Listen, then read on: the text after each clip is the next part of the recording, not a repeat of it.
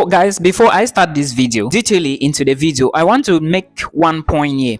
If you are a member of the broke community, yes, because I have said that many times on here, there is nothing to hide. I am from a family that we don't have anything. If you are from that type of a family and you decide not to fight for your future, know that you are responsible for your own future. All right. So make sure you start fighting for it now. I know why I'm telling you. I want to motivate you so that if you are looking for something, know that you can get it. All right. So please make sure you watch this video till the end, because I'm going to be talking about how you can get your study permit approved within 3 months. All right, if you intend to travel or migrate to Canada as an international student, these are some of the tricks you need to use, all right, in order for your study permit to be approved within 3 months. Now remember, according to IRCC, you need at least 3 months. You need to apply for your study permit and give them I mean IRCC, at least 3 months to process your study permit application or your application submitted to them. Most of the time, your permit may come before that 3 months. Sometimes it may come between 2 months, but at the end of the day, give them 3 months. Some usually take even more than 3 months. All right, so please give them 3 months to process your study permit. One thing you need to understand is that for you to apply for a study visa or a study permit to Canada, you need to first of all have an admissions letter, because your admissions offer is the proof to show that you are actually going to Canada to go and study, right? So you need an admissions offer from, not from any type of institution, guys. All institutions in Canada, most of the time, if you want to check if the school is legit, go to IRCC. All right, that is the government of Canada's website. You would verify, go to the section that it says schools with DLI numbers. All right, designated learning institution. If your own school does not have this particular number, know that you are in big problem. All right, your study permit will not be approved. So this is something you should know and understand, that it is very, very important, guys. Again, I want to talk about the issue of the passport. Remember, I have said if you must apply for a study permit, you need to get an admissions letter from a designated learning institution with a DLI number. There are some digits. All right, you will always find it when you get your final acceptance number letter. Some schools may not give you on the conditional, may not write the number on the conditional acceptance offer, but the final one that you have to use for your visa application usually carries this particular number. So that is something you should know. Your international passport is another critical component of your application, and you need to have it when you are submitting. In fact, when you are filling the form on IRCC website, you are going to find a place where you have to add your international passport. Now, the international passport, you don't just do anyhow. I was talking to somebody a few days back, and she was like, Milton, my passport expires and I've been asked to submit for my visitor's visa. These are the type of mistakes we do. Don't apply for a visa when your passport is above, or let's say below 6 months, because basically, like the study permit to be up for your study permit to be approved, you need to show them that your passport is above 6 months. All right, so they cannot give you an approval, or they cannot stamp the study permit in your passport if it's not above 6 months. So I usually advise international students to go get a new passport. If your passport is below 1 year, please apply for a school while your application is in process, or when the school is trying to process your application, you now go for a new passport. It is very, very important. Don't use a passport that is almost 6 months expiring date. It's not good to do that. Now, remember I said we are talking about how your study permit will be approved within 3 months. For it to be approved, you need to do the right things. First, you need to have an offer letter from a designated learning institution, and you need to do the right things. Doing the right thing here means submitting the right documents. Right now, I will be explaining some of the documents. Your passport is the first documents you need. I would also like to draw your attention to the fact that there is something a lot of international students usually ask me: medicals. Am I supposed to do medicals before or after my visa? Well, I know people who have done medicals after their permits were approved, and I equally know people who did the medicals before applying for the visa. But if you ask me, I would say that as an international student, I know the medicals is somehow a little expensive, yeah, of course, but if you can do it, that is fine. If you can't, then just go for your visa. Then if you are asked to do it, then you can now go get it. All right, I hope this is clear. I already spoke about the designated learning institution code. It's not very important. Now the next document I want to talk about, the proof of funds. I have a lot of videos on this channel talking about proof of funds, and I want to draw your attention to the fact that the proof of funds depends on the individual. The proof of funds depends on the school you are applying to, and the proof of funds depend on your situation. Not every two the same individuals may not have the same proof of funds, because for you to study in Canada, there are, first of all, ways you have to prove that. It's not just showing a bank statement or not just carrying money and putting in an account. Then at the end of the day, you say you have done your proof of funds. One, you need a bank statement. Is that all you need for the proof of funds? No. Like I said, it's a case-by-case basis. I'm going to quote examples here and I tell you what you need to do. The bank statement is needed. For the bank statement, you need to prove that you have money in your bank account that can cover your tuition fee and 1 year living cost. 1 year living cost for Canada is at least $10,000. Some places like maybe Vancouver, Newfoundland, and Labrador, all right, Alberta, they don't have the same, all right. Like living costs in some cities may be amounting to like 13K Canadian dollars a year, but according to IRCC, you need to have at least 10K Canadian dollars a year. So your proof of funds should carry your tuition fee, your living costs, and some miscellaneous. Miscellaneous may be 4K, 3K, 4K, 5K, but the higher the better for you. All right. If you have more money, why not put it into the account? All right. It's still your money, so no need. But remember, you need to sponsor yourself. That's option number 1. Your father can sponsor you. Option number 2. Your mother can sponsor you. Option number 3. Your siblings, that's brothers and sisters, can sponsor you. Option number 4. These are the best possible ways you can do your sponsorship, or these are the best people who can sponsor you for Canada. So 1 year living cost should be there. Then your tuition fee should be there. Please pay attention to the fact that your tuition fee has to be for 1 year. 1 year tuition fee has to be in that bank account. All right. That is to say, if your program is 1 year, your tuition fee should be in your bank account plus living costs. If your program is 2 year, 1 year tuition fee should be in your bank account and your living cost money.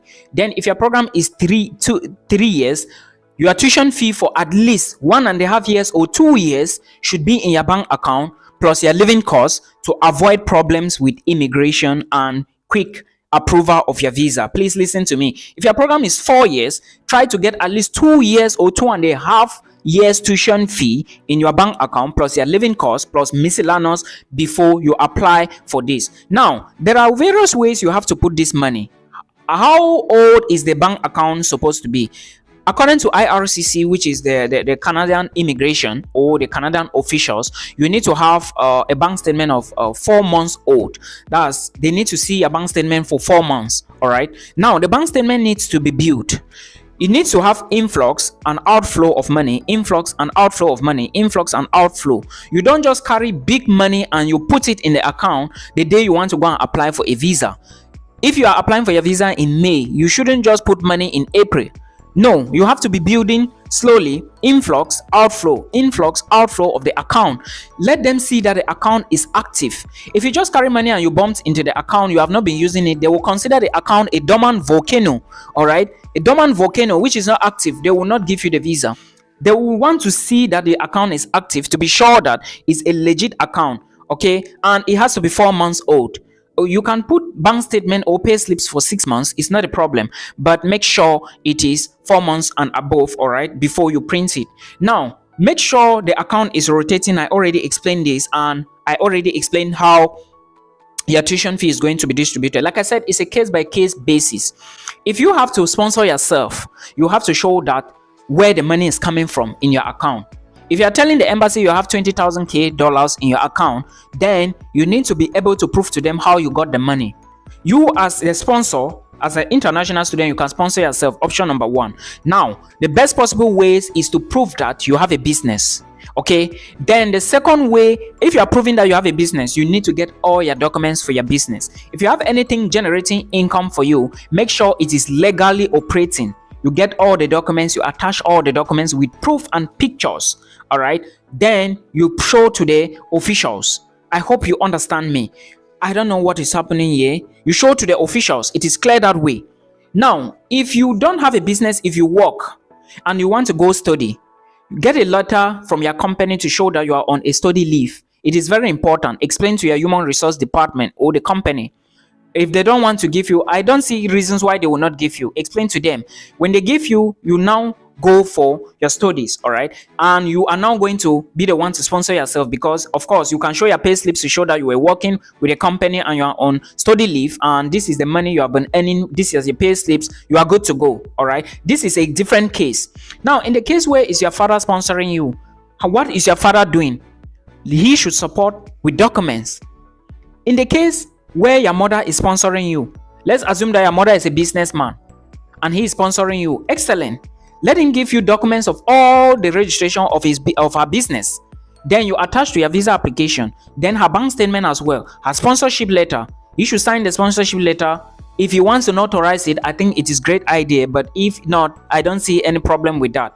All right. Then again, in the case where you have a family, a big family, you want to move with a family, you can move with a family of 2, 3, 4, 5, 6 to Canada.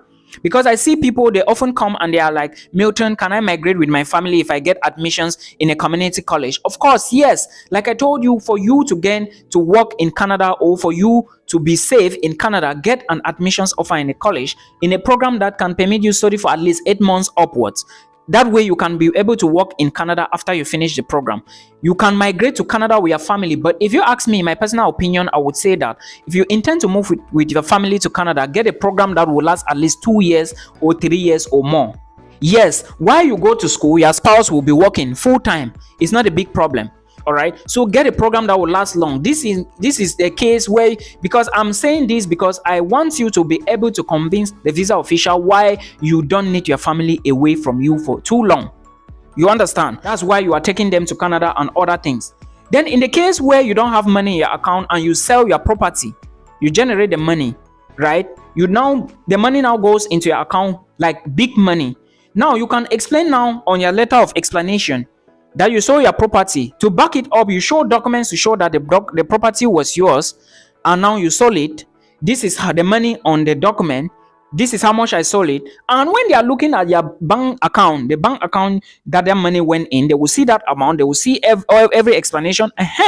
This is now good thing or good news for you, because you've explained how the money came in. But if it's not the same, like I said, it's a case-by-case basis. If you need a one-on-one with me, guys, book from the video description box. Every link, my emails, my links, everything you need about consultation with me, check from the video description box. This is how you go about the proof of funds. Now, the next document I want to talk about, which is the letter of explanation, all right, is a very critical component of your application. Whether you're applying for a visitor's visa or a study permit, you need the letter of explanation. Very important, especially when you don't have an invitation letter for the visitor's visa. You need a letter of explanation. Very important, and I will be explaining very soon. So now I want to tell you that your statement of purpose is one very critical component of your visa application or your study permit to be approved. A lot of people don't know this, but I usually tell people that what you explain in your letter of let me say your letter of explanation or your statement of purpose, that is how I call it,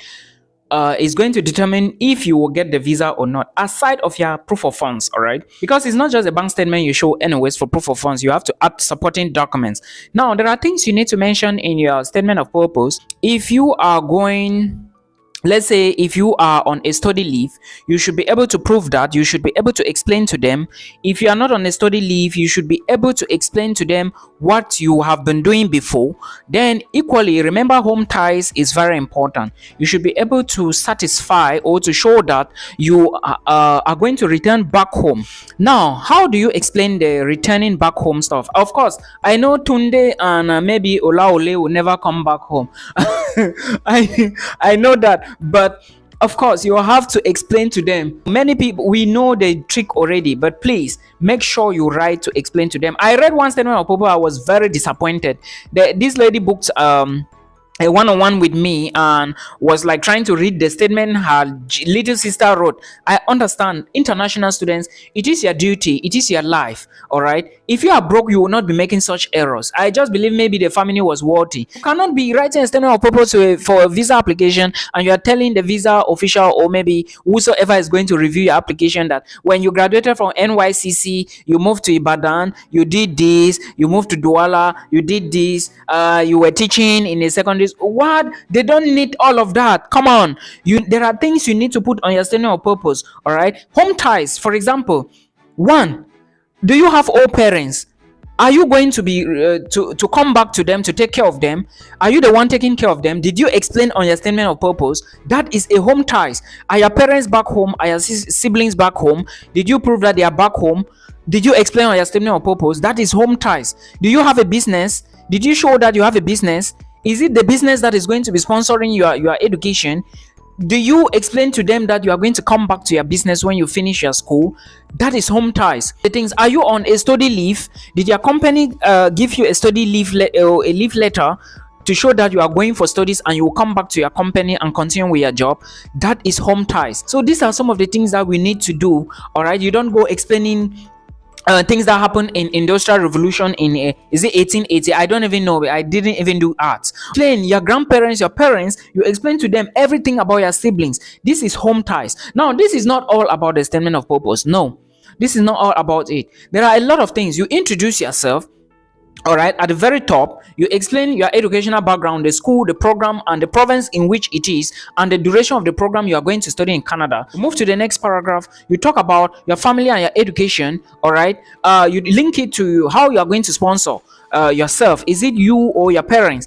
All right, how you are going to be sponsoring yourself. That's the next paragraph. You move to the next paragraph. Why did you choose to study in Canada? You explain. Don't go telling people that Canada is found in South America. No, that's not the things. Explain why that Canada is a top country. The facilities, the education system is top notch. Technicians, people trained by Canadian universities are this. This is how you go. Okay, then why did you choose Canada? I already talked about that. Why did you choose that particular program in which you are? Let's assume that you were a nurse already in Nigeria and you choose nursing. Maybe you choose to go and study in a program called pediatrician. I'm not a nurse, guys. All this your stuff, maybe general nursing or something for 1 year or maybe 2 years. Why did you choose to go back to study that program in a community college? You explain to them that you are going, you notice that the education sector or the nursing sector in your home country, you mention that, or in your community, is not good enough.